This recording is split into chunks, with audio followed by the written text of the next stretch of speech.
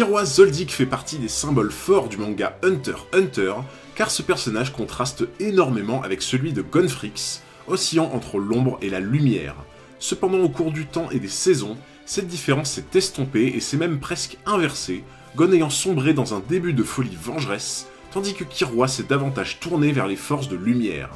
Gon a donc joué un rôle plus que certain dans la vie et dans les choix de Killua, ce qui pousse donc à se demander ce qu'il se serait passé si leur rencontre n'avait jamais eu lieu. Salut à tous, c'est Hunter404, et aujourd'hui dans cet épisode, je vous propose qu'on regarde ce que serait devenu Killua s'il avait suivi le destin d'assassin que lui prédestinait sa famille.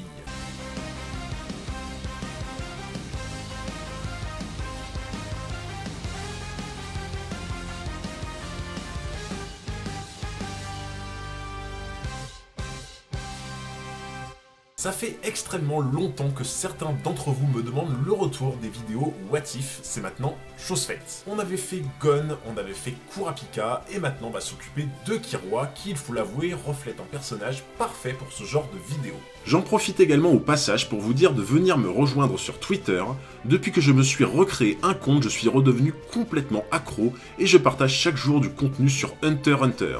N'hésitez donc pas à aller vous abonner à la page, le lien dans mon Twitter est dans la description. Pour en revenir à la vidéo, pour que la théorie soit la plus fiable et la plus exacte possible, je vous propose la méthode suivante. Le but va être de partir d'un point de départ précis, en l'occurrence le moment où Killua quitte le manoir des Zoldyck en douce pour passer l'examen Hunter, puis de comparer pour chaque arc et à chaque étape importante quels auraient été les choix et l'évolution de Killua sans la présence de Gon.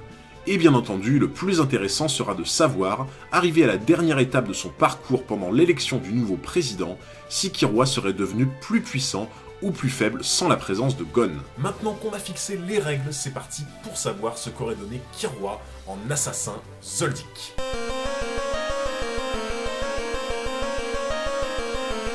La première épreuve de l'examen n'aurait pas changé grand chose pour Killua sans la présence de Gon. En effet, dans le tunnel, le Zoldyck aurait même économisé des forces en continuant d'utiliser son skateboard, et dans la jungle, il ne s'est même pas rendu compte que Gon lui avait faussé compagnie pour venir en aide à Leorio. Il en va de même pour l'épreuve de cuisine, où là encore Killua se serait débrouillé lui-même sans problème pour obtenir son œuf.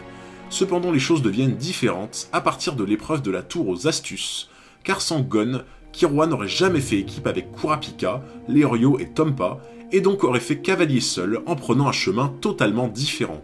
Que son parcours devienne plus facile ou plus dur n'aurait pas changé grand chose, car à ce moment du manga, Killua survole complètement la compétition et le niveau de quasi tous les candidats de l'examen, de par sa puissance actuelle. Cependant, cette épreuve l'aurait forgé psychologiquement d'une autre manière, car en étant seul dans la tour, il aurait continué de réfléchir et d'agir comme un assassin Zoldyck, se cachant dans l'ombre et ne comptant que sur lui-même, tandis qu'avec le groupe de Gon, Killua a commencé à entrevoir le bénéfice et l'importance du travail en équipe. Et c'est là le point capital de cette vidéo, car c'est véritablement dans cette épreuve de la tour aux astuces que les vrais liens entre Killua et le groupe de Gon se sont tissés, et se répercuteront de façon étonnante et impactante sur l'ensemble du manga. Cette différence d'évolution mentale est extrêmement importante pour la suite, donc restez bien jusqu'à la fin de la vidéo pour comprendre là où je veux en venir. Ensuite vint l'épreuve de la traque sur l'île, et à l'image des deux premières, la présence de Gon ne change pas grand chose pour Killua, étant donné qu'il a fait cavalier seul de son côté pour récupérer les badges des frères Amori.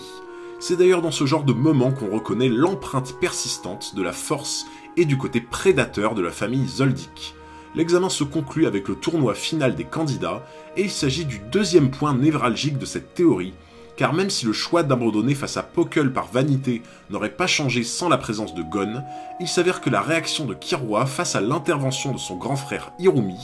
aurait été sensiblement différente. En effet, c'est au contact de Gon que Killua s'est en quelque sorte adouci, qu'il a pris conscience que la vie d'assassin ne lui convenait pas, et qu'il avait besoin avant tout de se sentir entouré plutôt que de passer sa vie seul dans l'ombre de sa famille. Sans la présence de Gon, Killua aurait également été rappelé à l'ordre par Irumi de rentrer au manoir des Zoldyck, et Killua aurait probablement été plus enclin à obéir, non pas qu'il ait envie de revenir chez lui, mais plutôt parce qu'il respecte trop son frère pour le contredire, mais aussi parce qu'il n'aurait pas été motivé par grand chose à faire à ce moment précis. car comme Killua l'a dit lui-même, il a passé l'examen juste pour savoir s'il était capable de le réussir, et parce qu'il s'ennuyait plus qu'autre chose. Killua serait donc rentré au manoir des Zoldyck en compagnie de Hirumi, sauf que cette fois-ci, sans la présence de Gon, personne ne serait venu le chercher. À partir de là, deux chemins différents auraient été possibles pour Killua. Dans le premier, il se serait à nouveau enfui du domaine des Zoldyck, avec le seul mot d'ordre de s'amuser, et aurait probablement erré pendant longtemps sans réellement s'entraîner. Il aurait donc conservé un niveau de puissance relativement bas, correspondant à son niveau d'assassin classique. Dans cette configuration, il apparaît que le personnage de Killua aurait littéralement été gâché, d'un point de vue psychologique comme d'un point de vue puissance, et aurait donc fait pâle figure devant le Killua que l'on connaît aujourd'hui à l'arc du président Hunter. Dans la seconde hypothèse, à son retour au manoir, Killua aurait probablement coopéré avec la famille pour qu'elle lui transmette finalement tout l'héritage et les espoirs que Silva plaçait en lui. En partant du principe que Killua acceptait l'héritage que voulait lui léguer sa famille, il y a fort à parier que Silva et Zeno en auraient profité pour commencer à lui enseigner les rudiments du nen, afin de parfaire sa formation d'assassin, comme cela a pu être le cas avec Hirumi. Cette étape se serait déroulée au même moment où Maître Wing prodiguait ses enseignements des mois durant à Gon, Killua et Zuchi au sein de la Tour Céleste. Sauf que sans vouloir manquer de respect à Maître Wing, qui malgré un enseignement de nen tout à fait qualitatif, reste néanmoins assez lent et surfacique, l'enseignement au nen prodigué par Silva et Zeno me paraît en tout point bien plus impactant.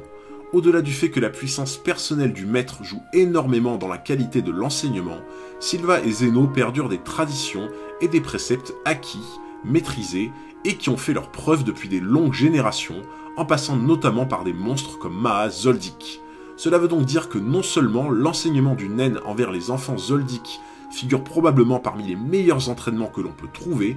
mais aussi que cet entraînement est parfaitement adapté à ses élèves, car qui de mieux que sa propre famille pour apprendre à orienter le nen de son fils. Un autre point important est que Silva avait précisé que Killua était une sorte d'enfant élu, celui de la lignée littéralement désignée pour succéder à la direction de la famille, car Silva estimait que Killua est l'enfant Zoldyck avec le plus de potentiel. Cela veut donc dire qu'avec le même entraînement que celui qu'a pu subir Hirumi, il aurait pu au minimum atteindre le même niveau que celui de son grand frère, et même le dépasser très largement en quelques années, voire même en quelques mois quand on voit le power-up démentiel dont Killua était capable en acquérant son Godspeed. En rentrant donc chez lui à Kukuru Mountain, et en suivant enfin l'entraînement et l'enseignement au nen de Silva et de Zeno, il y a fort à parier que sur les quelques mois jusqu'au début des enchères de Yorkshire City, le niveau de puissance de Killua aurait littéralement explosé celui de Gon, qui pour sa part ne connaîtrait encore que les rudiments du nen, et donc cela revient indirectement à dire qu'au commencement de l'arc de Yorkshire City, le Killua de notre théorie serait immensément plus puissant et dangereux que le Killua classique. Pendant l'arc de Yorkshire City, Killua aurait probablement accompagné ses frères Hirumi et Karuto dans leur mission d'élimination des 10 dons de la mafia.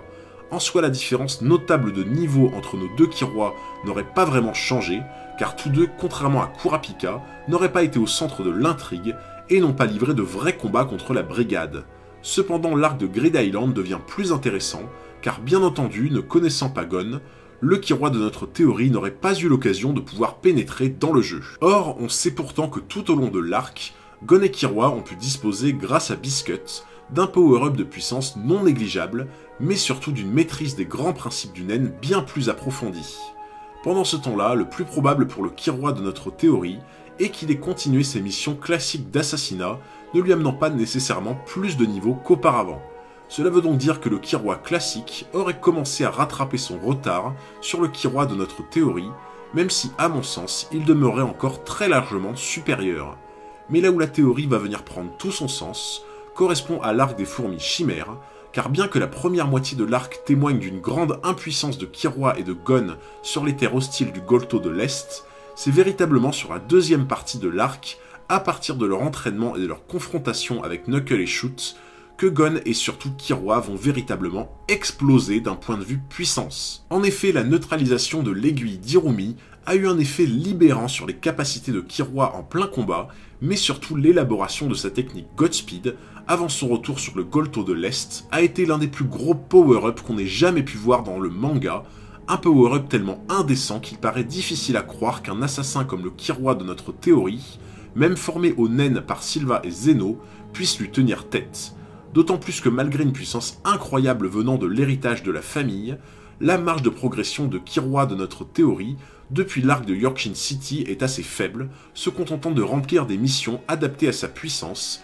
et commanditées par le chef de famille Sylva, le faisant donc progresser assez lentement. Si vous vous souvenez bien, j'avais évoqué un moment clé pour Killua, au moment de la tour aux astuces pendant l'examen Hunter, ainsi que pendant son face-à-face avec son frère Hirumi. Et vous allez maintenant comprendre tout l'impact que représentent ces deux moments pour Killua dans son évolution personnelle. Ce qu'il faut retenir, c'est que le Killua de notre théorie a eu un power-up de puissance bien plus tôt et bien plus explosif que le Killua classique. Cependant, le Killua classique a pu développer des aspects et des capacités que n'aurait jamais reçu le Killua théorie.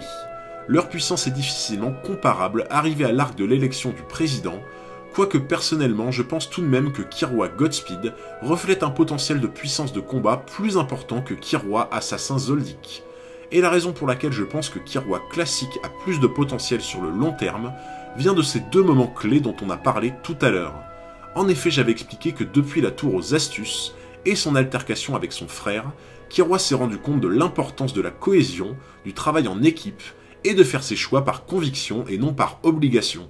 Et cette manière de penser le conduit inévitablement à freiner artificiellement sa progression pour venir en aide à ses amis au lieu de se concentrer exclusivement sur soi-même. C'est la raison pour laquelle sa montée en puissance prend plus de temps, mais c'est aussi la raison pour laquelle elle devient exponentielle par la suite, car ce power-up monstrueux accordé par la Godspeed a été possible grâce à trois choses. La première chose est d'avoir la force mentale et la lucidité de retirer l'aiguille d'Hirumi qui l'handicapait dans ses mouvements et dans ses prises de décision.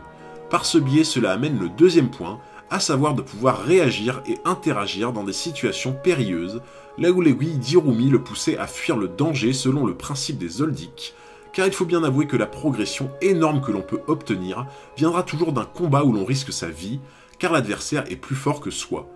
Enfin, c'est aussi qu'à la base, le but premier de Killua était littéralement de protéger Gon partout, tout le temps et à tous les prix. Et quoi de mieux pour cela que de créer une technique au retour du Golto de l'Est qui lui permette de maintenir en sécurité son ami en permanence grâce à une vitesse divine comme Killua a pu le faire avec Komugi contre Pufu. Ainsi, si Killua n'avait jamais rencontré Gon, il aurait probablement progressé bien plus vite et serait devenu immensément fort, mais ne va pas connaître les qualités mentales que lui a apporté Gon, aurait probablement été néfaste sur son potentiel sur le long terme, ne le poussant pas à se dépasser et à se confronter à plus fort que soi, qui au final représente la source même de l'expérience. C'est la fin de cette vidéo, j'espère grave qu'elle vous a plu. Si c'est le cas, n'hésitez pas à lâcher un gros pouce bleu, un commentaire, mais surtout n'oubliez pas de vous abonner juste ici pour ne pas manquer les futurs épisodes. Merci beaucoup pour votre force, c'était Hunter 404 et je vous dis à très bientôt pour un nouveau combat.